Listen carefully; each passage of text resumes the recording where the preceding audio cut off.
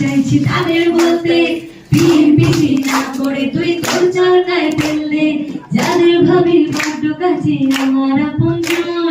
তারাই আবার করছে কাঠি সামনে প্রিয়জন যতই করিস হিংসা তোরাই আমি বড়ই বেপরোয়া ভয়রনি যে যা বলো বলবে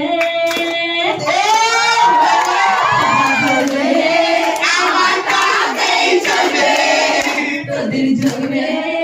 আমার তাতেই চলবে।